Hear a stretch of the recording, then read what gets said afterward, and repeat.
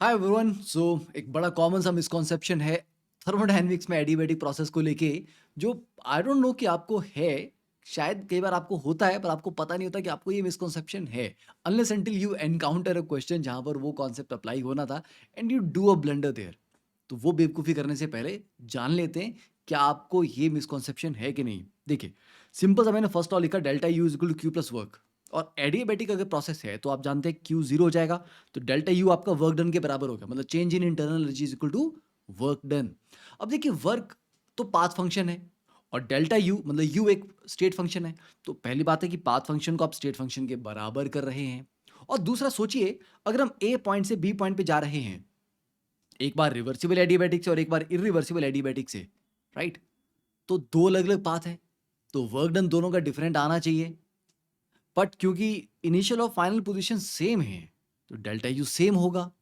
तो फिर ये थोड़ा कॉन्ट्रडिक्टरी नहीं हो गया कि वर्क और डेल्टा यू बराबर आ रहे हैं, पर पाथ बदलने पे वर्क बदल जाएगा, पर डेल्टा यू तो नहीं बदलेगा, स्टेट फंक्शन है। तो क्या हो रहा है यहाँ पे? What are we missing out? क्या गलती इस जगह हमने की है ये सोचने में?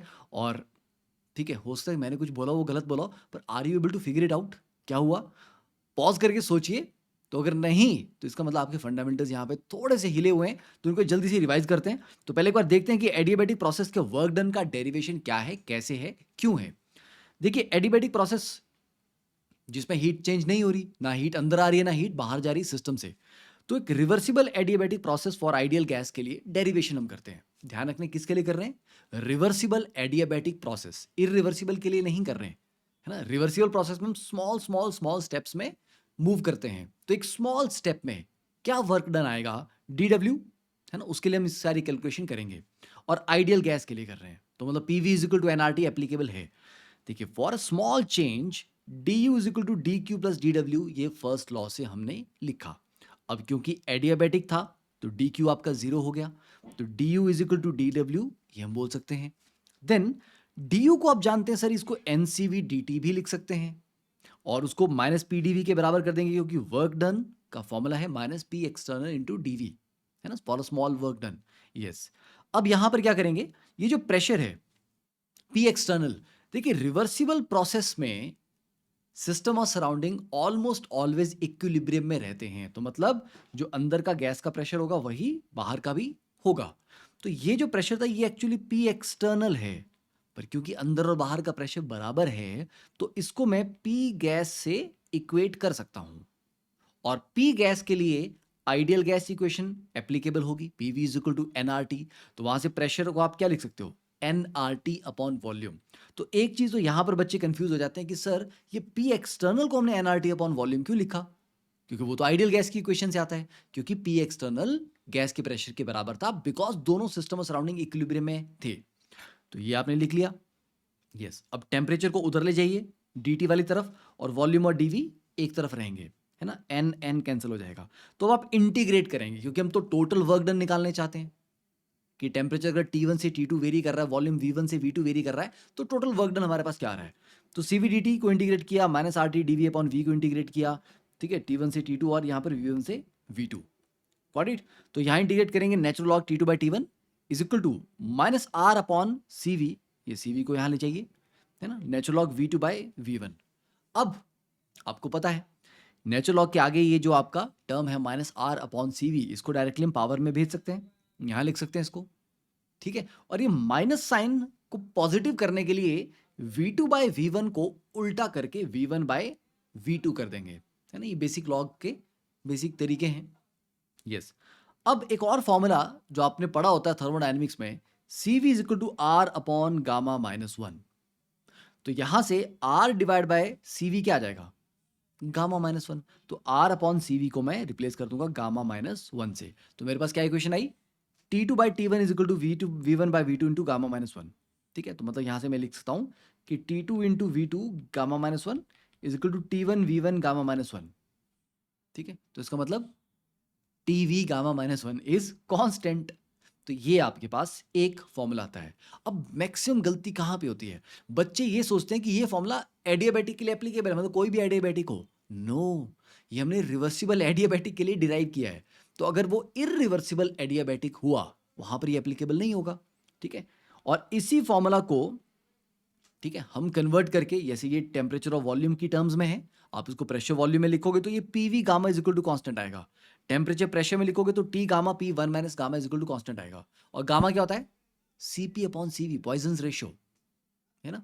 ठीक है, तो गामा की वैल्यू भी जानते हैं आप, सीपी सीवी पढ़ा हुआ है ना, नहीं तो उसके ऊपर भी एक वीडियो बनाऊंगा मैं। ठीक है, तो ये आपके पास इक्वेशंस किसके लिए हैं? Only valid for reversible adiabatic. ठीक है, only valid for reversible adiabatic.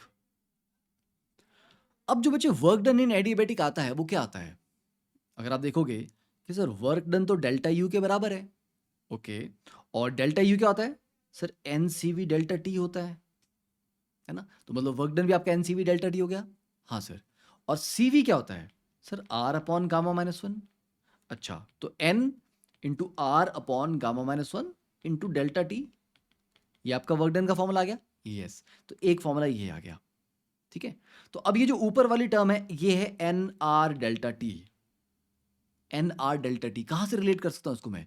अगर PV is equal to N R T है तो delta of PV will be equal to delta of N R T, और एन और आर कांस्टेंट है तो N R delta T. तो N R delta T की जगह मैं डेल्टा ऑफ पी वी मतलब P two V to minus P one V one भी लिख सकता हूं। तो ये फॉर्मूलाज आ गए आपके work done in adiabatic process के। अब सवाल वही आता है कि सर ए पॉइंट से बी पॉइंट पे जा रहे हो, सर फॉर्मूला सेम क्यों है? आइसोथर्मल में तो डिफरेंट फॉर्मूला थे, रिवर्सिबल का अलग था और इरिवर्सिबल का अलग था, यहाँ पर तो दोनों सेम है। तो सर फिर वर्क डन सेम नहीं आ जाएगा? वो तो पाथ फंक्शन होता है, वो तो डिफरेंट आना चाहिए। मजे की बात ये है, आप स्टार्ट तो एक ही पॉइंट से कर सकते हैं एडियाबैटिक में, बट अगर आप रिवर्सिबल एडियाबैटिक से चलेंगे तो आप एक अलग डायरेक्शन में जाएंगे। तो जो फाइनल पॉइंट आएगा मान लीजिए वो बी है, और अगर आप इरिवर्सिबल एडियाबैटिक से चलते हैं सेम पॉइंट से, आप उस सेम बी पॉइंट पे पहुंच ही नहीं सकते। ये अलग ही रास्ता है, ये बिल्कुल डाइवर्ज करते हैं। तो इनिशियल पॉइंट चाहे आपका सेम हो, फाइनल पॉइंट सेम नहीं होंगे। इसीलिए रिवर्सिबल एडियाबैटिक का वर्क कुछ और आएगा, इरिवर्सिबल का कुछ और आएगा।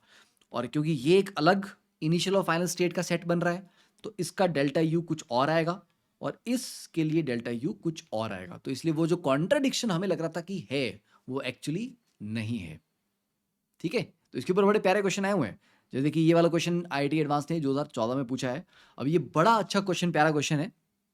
तो ideal gas in thermally insulated vessel, अब इसको एक बार आप पढ़िए ढंग से, इसको फिर मैं डीकोड पीवाईक्यू वाले सेशन में एक्सप्लेन करता हूं आपको। ठीक है, इसके साथ एक और प्यारा क्वेश्चन है, ये 2014 में पूछा और इसी क्वेश्चन से इंस्पिरेशन लेते हुए 2017 में एक बहुत और अच्छा प्यारा थ्योरेटिकल क्वेश्चन आईआईटी एडवांस ने पूछा है। ठीक है, तो एक बार करिए इस क्वेश्चन को, think about all the possibilities, फिर मैं आपके अंदर डाउट जगाऊंगा ऐसा क्यों नहीं हुआ, वैसा क्यों नहीं हुआ। क्योंकि अगर कोई टीचर आपको डायरेक्टली आंसर दे रहा है इसमें ये करो, कोई फायदा नहीं है। क्योंकि एग्जाम में जब आप बैठते हैं तो आपको डायरेक्टली नहीं पता होता क्या करना है, आपके दिमाग में 10 तरह के थॉट्स आते हैं, क्या ऐसा हो जाएगा, कहीं ऐसा तो नहीं हो रहा है इस केस में, है ना? तो वो था सारे थॉट्स प्रोवोक करूंगा मैं आपके माइंड में, फिर उनको एक एक करके आंसर कर दूंगा कि ये क्यों नहीं होगा और ये क्यों होगा।